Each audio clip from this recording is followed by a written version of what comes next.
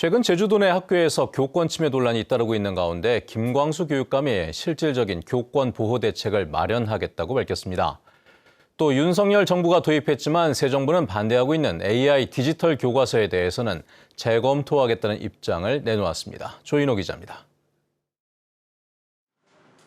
지난달 학생 가족의 민원에 시달렸다는 유서를 남기고 숨진 제주 시내 중학교 교사. 이후 학생들에게 폭행이나 성추행을 당했다는 교사들의 신고가 잇따르고 있습니다. 김광수 교육감은 취임 3주년 기자회견에서 정당한 교육 활동을 침해하는 사례가 발생해 송구스럽다며 대책을 약속했습니다. 우리 교육청은 선생님들이 외롭고 고통받지 않도록 현장이 원하는 실질적인 교육활동 보호 종합 대책을 마련하겠습니다. 이재명 대통령이 교육 자료로 격화시키겠다고 공약한 AI 디지털 교과서의 지속 여부는 연말까지 결정하겠다고 밝혔습니다. 일부 교과서는 문제가 있다며 사용하지 않겠다고 못 박았습니다. 한 학생이 내가 보니까 답을 맞췄어요. 어떻게 맞추냐? 답 5개를 놔봤다는 거예요, 거기다가. 이게 수업 시간이 이루어지고 있는 게 이게 교과서입니까? 화가 나요. 고등학교 수학 안 하겠습니다, 저. 계속 가더라도. 안 하겠습니다, 내년부터 절대로. 교육 재정이 바닥났다며 목돈이 드는 시설은 민간 기업이 짓고 교육청이 20년 동안 임대료를 내는 민간 투자 사업 방식을 검토하겠다고 밝혔습니다. 특수교육진흥원이라든지 특수학교 분원 이제 빨리 지어야 되지 않습니까? 근데 그 합쳐서 한 500억인데 그 500억을 어떻게 돈을 해요? 그래서 BTL로 접근해서. 김광수 교육감은 이재명 대통령의 서울대 10개 만들기 공약에 찬성한다며 제주대 등 지방 국립대를 서울대에 준하는 대학으로 만들어야 한다고 말했습니다. 새 정부에 대학 입시는 대학에 맡기고 수능은 자격 고시화하며 학교 내 평가는 서술형 절대평가로 바꿔달라고 건의하겠다고 밝혔습니다. MBC 뉴스 조인호입니다. 제주 4.3 희생자들을 위로하는 위령 미사곡이 가톨릭 교황청에 있는 로마 바티칸에서 처음으로 공연됐습니다. 이번 공연은 유럽의 다른 나라에서도 관심을 가지면서 제주 4.3을 세계에 알리는 또 하나의 계기가 되고 있습니다. 홍수영 기자입니다. 미켈란젤로가 설계에 참여한 로마 바티칸의 한 성당. 성전 안에서 레퀴엠이 울려 퍼집니다. 가톨릭 교회에서 죽은 이들을 위한 미사에 연주하는 곡인 레퀴엠. 특별히 제주 4.3 희생자들의 영령을 위로합니다. 이번 공연은 2018년 4.3 희생자 유족에게 위로 메시지를 전하고 지난 4월 선종한 프란치스코 전 교황의 관심에 제주 4.3 평화 레퀴엠 추진위원회 등이 기획해 마련됐습니다. 곡은 제주 출신 문효진 작곡가가 제주의 애환이 담긴 곡을 결합해 현대적으로 작곡했고 독일에서 활동 중인 제주 출신 4.3 유족인 부종배 성악가가 연출을 맡았습니다. 모두 13곡, 1시간에 걸친 초연은 제주 청소년과 이탈리아 오케스트라, 합창단이 함께해 감동을 더했습니다. Catholic culture and Korean culture. These two parts of this mix, I think it's very, very important and very emotional. 공연에는 독일 정부와 불가리아 국영방송 관계자 등도 찾아 추가 연주의 기대를 높였습니다. 초연이라는 게 중요하니까요. 초연하고 나면 다시 한 번 더 세계에 계속 레퀴엠이 뻗어나갈 수 있도록 노력할 작정입니다. 오영훈 지사는 제주 4.3 기록물이 유네스코 세계 기록유산에 등재된 올해 제주 4.3이 세계 평화를 위한 역할을 더 분명히 했다고 강조했습니다. 앞으로 4.3이 전 세계 시민들에게 평화와 인권의 가치를 함양하는 그런 교육을 하는 데 큰 도움이 되기를 바랍니다. 공연에 앞서 한국을 위한 미사를 집전하며 4.3 희생자를 위로한 문창우 주교도 의미를 더했습니다. 순교자들의 어떤 영광, 하느님께 영광을 드렸던 그 죽음을 기리는 성당에서 그러한 것들을 갖게 되었다는 것이 참 감회롭고요. 무엇보다도 그런 의미에서 4.3이 세계의 한 걸음 나가는 데 있어서 중요한 계기가 되었다라고 생각합니다. 가톨릭 교회의 심장인 바티칸에서 첫 선을 보인 제주 4.3 레퀴엠이 전 세계에 평화를 전하는 새로운 울림이 되고 있습니다. MBC 뉴스 홍수현입니다. 네, 제주에서는 감귤 수확철인 겨울에 주로 농산물 절도가 기승을 부리곤 하는데요. 여름철 간식으로 유명한 초당 옥수수가 제주에서도 많이 재배되면서 수확철인 여름에도 농산물 절도가 생기고 있다고 합니다. 이따금 기자의 보도입니다. 제주 시내 한 초당 옥수수밭. 수확이 끝났어야 할 시기에 옥수수 줄기가 그대로 남아 있습니다. 줄기마다 한 개씩 달리는 옥수수는 보이지 않고 급하게 따낸 듯 군데군데 꼭지만 남았습니다. 최근 하룻밤 사이 누군가 수확을 앞둔 옥수수 500개를 따서 훔쳐간 겁니다.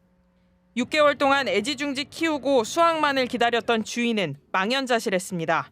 전날 비가 와가지고 땅이 이렇게 젖었는데 그냥 탁 주저앉아가지고 진짜 두 다리 뻗고 엉엉 울고 싶었죠. 정말 그 농민의 그 희망과 그 꿈을 진짜 뭉개버리는 그 범죄예요.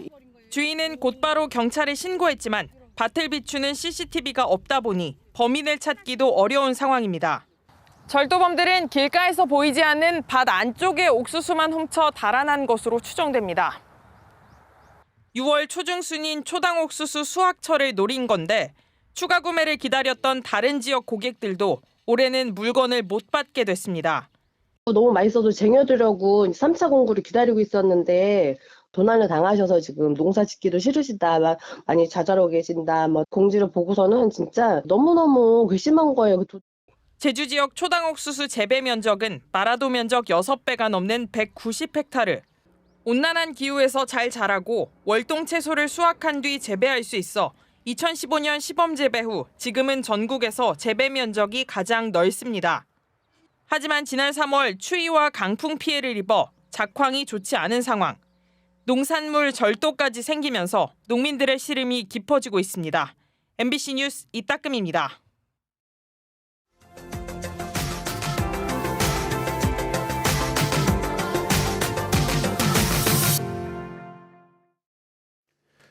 전국적으로 스토킹 범죄가 종종 일어나곤 하는데요. 경북 안동에서는 한 남성이 여성이 사는 집에 3번이나 무단 침입했지만 구속영장 신청이 2차례 기각되는 등 피해자 중심의 대응은 여전히 미흡하다는 지적입니다. 안동 MBC 김서영 기자입니다. 아파트 외벽을 타고 베란다로 무단 침입해서 이웃 여성이 사는 빈집을 자기 집인 양 뒤지고 여성의 속옷을 노리고 1시간 사이 2차례나 더 침입한 30대 임모 씨. 경찰은 임 씨에 대해 2차례 구속영장을 신청했습니다. 처음에는 야간 주거 침입 혐의 등으로 신청했지만 검찰 단계에서 기각됐고 그다음 스토킹 처벌법 위반, 주거 신체 수색 혐의를 추가해 신청했지만 법원에서 기각됐습니다. 법원에 신청한 유치장 구금 신청도 받아들여지지 않았습니다. 되게 심각한 상황인데 영장을 2번이나 기각하고 이런 것들 자체가 좀 되게 이해가 안 되고 스토킹을 떠나서라도 사실은 여성들이 살고 있는 집에 무단으로 침입해서 한 거잖아요. 되게 심각한 범죄라는 거에 대한 감각이 왜 이렇게 다를까?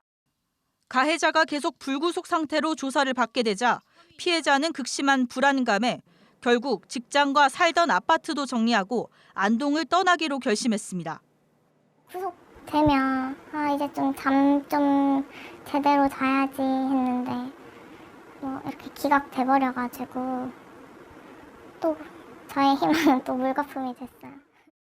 경찰의 초기 피해자 보호 조치도 피해자에겐 아쉬움이 컸습니다.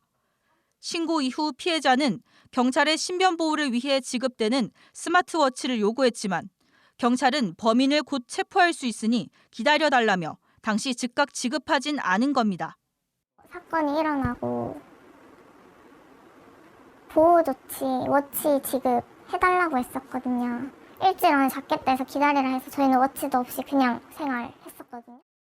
최근 대구와 구미 등에서 스토킹하던 여성을 살해하는 사건이 잇단 가운데 전문가들은 스토킹 범죄 초기 단계에서부터 가해자에 대한 보다 적극적인 제재 기준과 대책이 마련돼야 한다고 말합니다. 현행법상 스토킹 범죄 재발 우려가 있을 경우 법원은 서면 경고와 접근 금지, 유치장 또는 구치소 유치 등 잠정 조치를 내릴 수 있습니다. 하지만 즉각적인 피해자 보호를 위해서 경찰 단계에서 가해자에게 위치 추적 전자장치를 부착하는 방안 등이 논의될 필요가 있습니다. 현재는 스토킹 행위자한테 신체적 제약을 가하려면 법원의 사전 허가를 받아야 됩니다. 그래서 이제 즉각적인 대응에는 어려움이 있을 수 있습니다. 경찰이 사전 허가 전에 긴급 응급 조치의 일환으로서 전자장치를 부착할 수 있도록 하는 등의 법적 대안을 마련할 필요가 있어 보입니다. 스토킹 범죄는 살인 등 강력 범죄로 이어지기 전 확인되는 위험 신호이기도 합니다. 같은 비극이 반복되지 않기 위해선 범죄 초기 단계에서부터 적극적인 대응이 요구됩니다. MBC 뉴스 김서연입니다.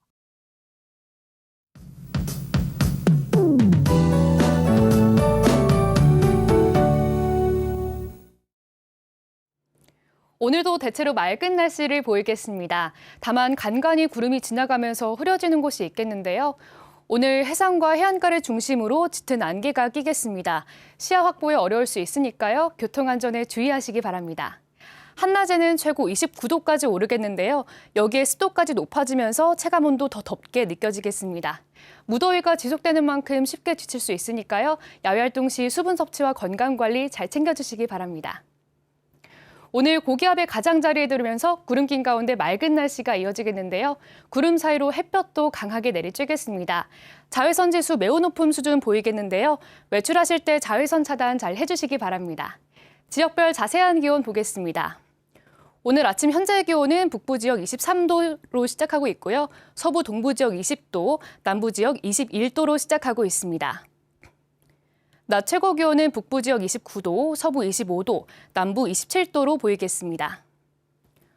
도서 지역도 구름 낀 가운데 맑은 날씨가 이어지겠는데요. 바다 안개가 섬으로 유입되면서 가시거리가 200m 미만으로 짧아지는 곳이 있겠습니다. 해상 안전사고에 주의하셔야겠습니다. 바다의 물결은 제주 전 해상에서 잔잔하게 일겠습니다. 다만 당분간 해수면 높이가 높아지는 시기인 만큼 저지대 침수에 유의하셔야겠습니다. 주말까지 햇살 가득한 맑은 날씨를 보이겠고요. 월요일에는 점차 흐려지면서 소나기가 쏟아지는 곳이 있겠습니다. 날씨였습니다. 제주 지역의 상급 종합병원 지정 구역을 분리해야 한다는 연구 결과가 나와 상급 종합병원 지정 가능성이 커졌습니다. 건강보험심사평가원이 발표한 상급 종합병원 지정 평가체계 개선 연구 결과에 따르면 제주는 병합기준 거리인 2시간을 초과하고 최소 인구 기준을 충족해 독립된 진료권으로 분리될 수 있다고 평가했습니다. 제주도는 제6기 상급 종합병원 지정 평가 기준에 이번 연구 결과가 반영될 수 있도록 중앙정부와 협의를 강화하고 상급 종합병원 지정 가능성이 있는 도내 종합병원과 협력해 지정 기준별 사전 점검 등을 진행할 계획입니다. 제주는 그동안 대형 병원이 많은 서울 권역에서 경쟁해 상급 병원 지정 가능성이 매우 낮았습니다. 제주도가 버스 요금 인상 계획을 내년으로 연기했습니다. 제주도는 버스 요금 인상에 대한 물가대책위원회 보류와 경기 침체로 어려움을 겪는 도민 부담 등을 고려해 인상 시기를 내년에 다시 검토하기로 결정했습니다.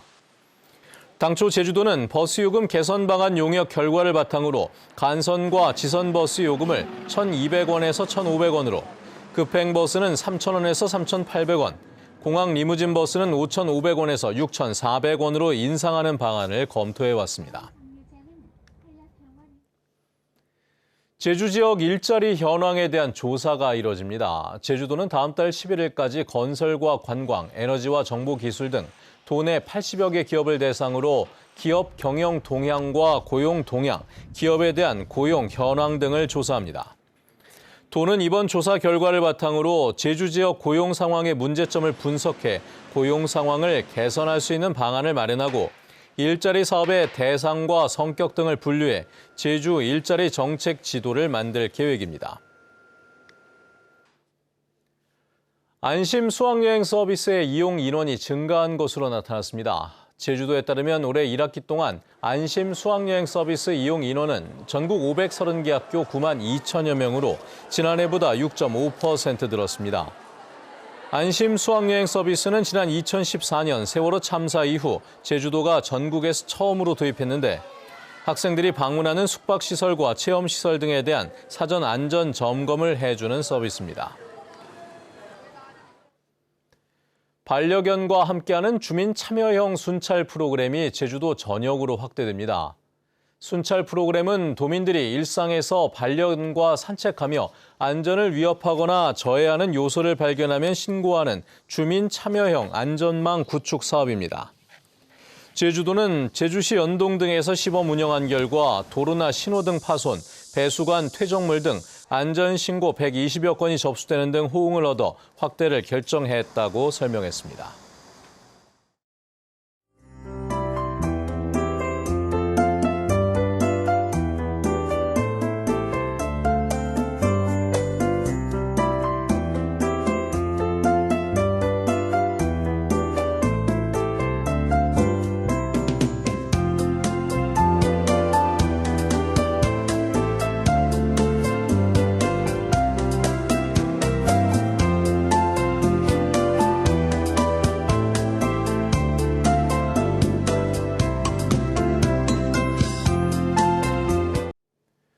네, 뉴스투데이 제주를 마칩니다. 시청해주신 여러분 고맙습니다.